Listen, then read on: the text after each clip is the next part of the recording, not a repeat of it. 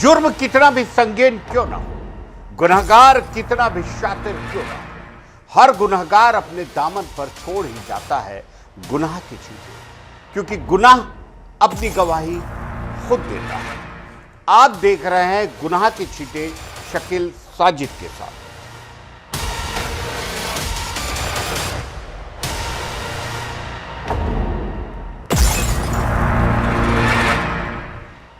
छत्तीसगढ़ के कबीरधाम जिले में 2 महीने पहले एक ऐसी हत्या जिसने पुलिस की नींद उड़ा दी, उसका बेहद चौंकाने वाला खुलासा हुआ। 17 जनवरी को लालपुर नर्सरी के पास सड़क किनारे मिली 27 वर्षीय डांस टीचर सत्यम दास मानिकपुरी की लाश ने पूरे इलाके में सनसनी मचा दी। 56 दिनों की लंबी जद्दोजहद, हजारों कॉल रिकॉर्ड्स की छानबीन और सैकड़ों सीसीटीवी कैमरों को खंगालने के बाद कबीरधाम पुलिस ने इस मर्डर मिस्ट्री को आखिर सुलझा लिया। इस हत्याकांड का आरोपी कोई पेशेवर अपराधी नहीं बल्कि एक विधि से संघर्षरत नाबालिग निकला। पुलिस की पूछताछ में जो सच्चाई सामने आई वह समाज के लिए कड़वा सबक। आरोपी नाबालिग ने बताया कि मृतक शिक्षक सत्यम दास पिछले 3 महीनों से उस पर अननेचुरल संबंध, अप्राकृतिक यौन संबंध बनाने का दबाव बना रहा था। जब नाबालिग ने मना किया तो शिक्षक उसे लगातार ब्लैकमेल करने लगा और धमकियां देने लगा। इस मानसिक प्रताड़ना से तंग आकर नाबालिग ने खौफनाक कदम उठाने का फैसला किया। घटना वाले दिन नाबालिग ने पूरी योजना के साथ व्हाट्सएप कॉल कर शिक्षक को बुलाया और अपनी स्कूटी से सुनसान जगह पर ले गया। वहां पहले से रखे चाकू से उसने सत्यम दास के गले पर वार करके उसे मौत के घाट उतार दिया।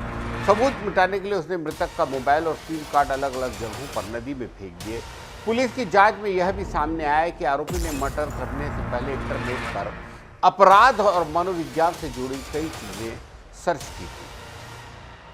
कबीरधाम एसपी धर्मेंद्र सिंह के निर्देशन में विशेष टीम ने तकनीकी विश्लेषण के आधार पर नाबालिग को भी रक्षा में लिया। पुलिस ने हत्या में इस्तेमाल चाकू, स्कूटी और खून से सने कपड़े बरामद कर लिए। ये मामला एक तरफ पुलिस की तकनीकी कामयाबी को दर्शाता है तो दूसरी तरफ ब्लैकमेलिंग और अप्राकृतिक शोषण के खतरनाक अंजाम की ओर इशारा भी करता है।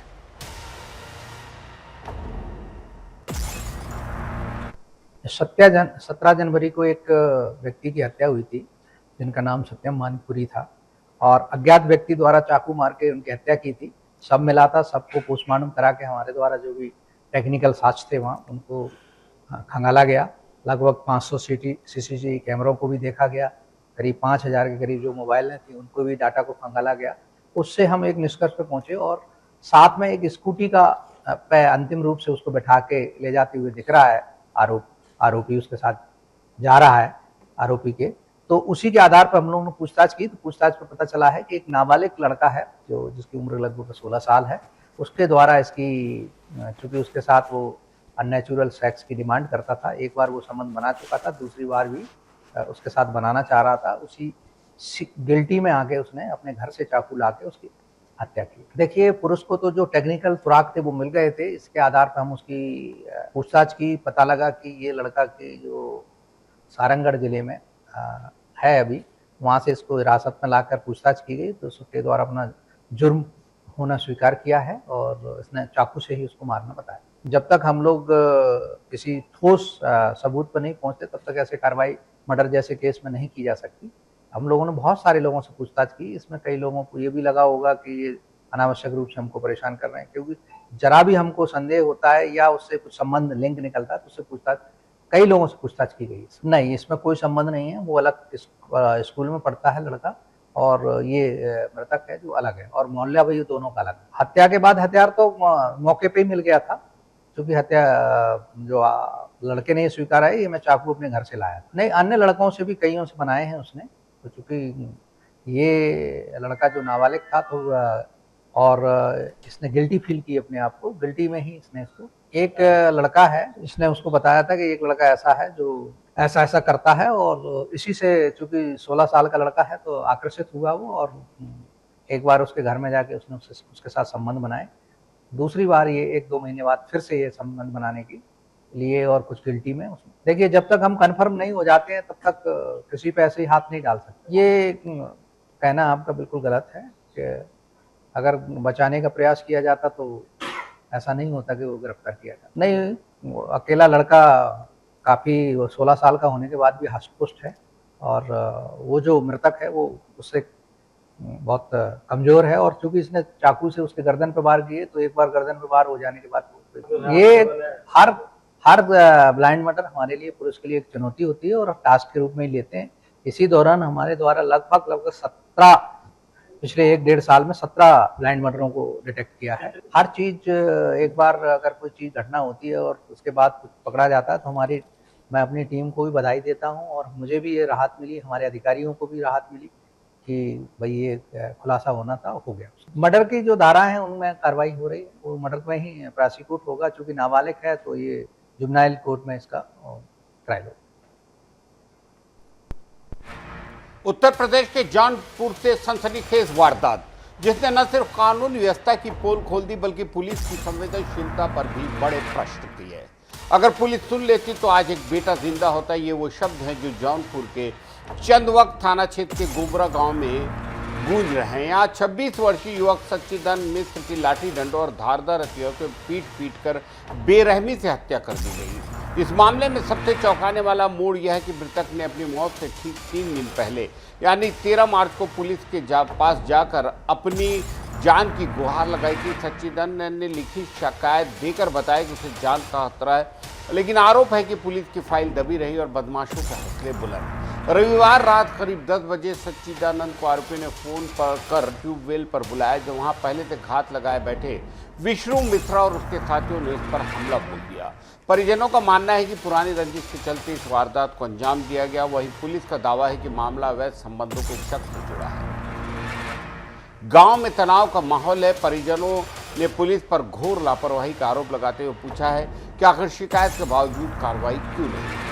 मृतक के मामा ने अब उच्च अधिकारियों से एसआईटी जांच की मांग की ताकि पुलिस की कथित लापरवाही और दोषियों के बीच के गठजोड़ का पर्दाफाश हो। एसपी सिटी आयुष श्रीवास्तव का मानना है कि मुकदमा दर्ज कर लिया गया है। मुख्य आरोपी विष्णु मिश्रा समेत 2 लोगों को गिरफ्तार किया गया है। लेकिन सवाल फिर वही, क्या उत्तर प्रदेश में आम आदमी की शिकायत की कीमत सिर्फ एक कागज का टुकड़ा बन के रह गई है?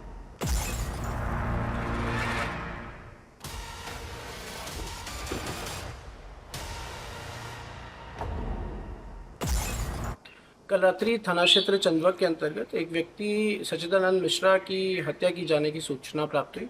तत्काल पुलिस द्वारा मौके पर जाके शव को कब्जे में कर पोस्टमार्टम हेतु भेजा गया। परिजनों की लिखित तहरीर के आधार पर सुसंगत धाराओं में एक मुकदमा पंजीकृत किया गया। जांच में ये सामने आया कि विष्णु मिश्रा को अपनी पत्नी के अवैध संबंध की शक में उसने सच्चिदानंद मिश्रा के सर पे लाठी से प्रहार किया, जिससे उसकी मृत्यु हो गई। इस संदर्भ में पुलिस द्वारा 2 नामजद अभियुक्तों को गिरफ्तार कर जेल भेजा जा रहा है। अग्रिम विधिक कार्रवाई प्रचलित है। छत्तीसगढ़ की राजधानी रायपुर इस वक्त चाकूबाजों के आतंक और आपसी रंजिश की आग में सुलग रही है। 24 घंटों के भीतर शहर के 4 अलग अलग इलाकों में हुई चाकूबाजी की घटनाओं ने कानून व्यवस्था पर गंभीर प्रश्न किए हैं। गांधीनगर से लेकर मौधापारा तक अपराधी बेखौफ है और आम जनता लगातार दहशत में। बड़ी वारदात सोमवार शाम मौधापारा इलाके में हुई, जहां इफ्तारी लेने जा रहे 2 युवकों मोहम्मद अल्ताफ और राशिद अली पर पुरानी रंजिश के चलते रवि रक्सेल और उसके साथियों ने चाकू से ताबड़तोड़ हमला कर दिया। इस घटना के बाद मामला इतना बिगड़ा कि 2 पक्ष आमने सामने आ गए।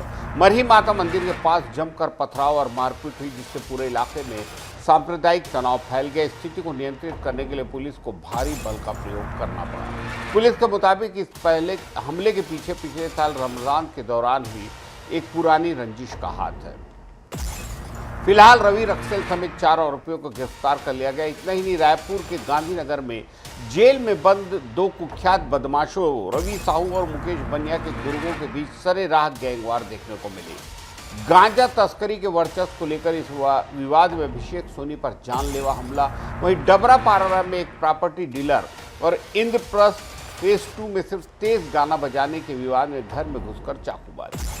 राजधानी में महज 1 दिन के भीतर 8 लोगों का लहूलुहान होना ये बताता है कि अपराधियों के मन से पुलिस का खौफ खत्म हो चुका है। हालांकि एसीपी दीपक मिश्रा का दावा है कि स्थिति नियंत्रण में है और सीसीटीवी फुटेज के आधार पर दंगाइयों की पहचान की जा रही है।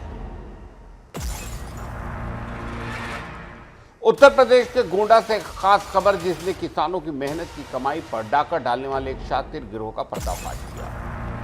जालसाज बैंक खातों से पैसा उड़ा लेते, लेकिन गोंडा में एक ऐसा हाईटेक और शातिर गैंग सक्रिय था जो किसानों के ट्रैक्टर ही उड़ा ले जाता था। गोंडा की नवाबगंज पुलिस ने एक ऐसे अंतर्राज्यीय गिरोह का भंडाफोड़ किया है जो भोले भाले किसानों को अपना शिकार बनाता था। ये ठग किसानों के पास जाकर उन्हें झांसा देते थे कि उनके ट्रैक्टर को भारतीय रेलवे के प्रोजेक्ट्स में काम पर लगवाया जाएगा। लालच दिया जाता था कि 25,000 रुपये प्रति माह किराए का। विश्वास जीतने के लिए शातिर अपराधी किसानों को 2-3 महीने का एडवांस किराया भी देते। जैसे ही किसान भरोसे में आकर ट्रैक्टर और उसके कागजात इनके हवाले करते, ये गिरोह रफू चक्कर हो जाता। नवाबगंज पुलिस ने तत्परता दिखाते हुए जाल बिछाया और गिरोह के 4 सदस्यों को धर दबोचा। पकड़े गए आरोपी उत्तर प्रदेश के अलग अलग जिलों प्रतापगढ़, मैनपुरी, मथुरा और बाराबंकी के हैं। पुलिस ने इनकी निशानदेही पर चोरी किए गए 5 ट्रैक्टर बरामद किए। पूछताछ में पता चला कि ये लोग ट्रैक्टर हड़पने के बाद उन्हें दूसरे जिलों में औने पौने दामों पर बेच देते थे। पुलिस इन आरोपियों से कड़ाई से पूछताछ कर रही है ताकि इस गिरोह के अन्य सदस्यों और अब तक बेचे गए बाकी ट्रैक्टरों का सुराग लगाया गया। ये खबर उन तमाम किसानों के लिए एक चेतावनी भी जो भारी मुनाफे के लालच में आकर अपनी संपत्ति अनजान लोगों को सौंप देते हैं।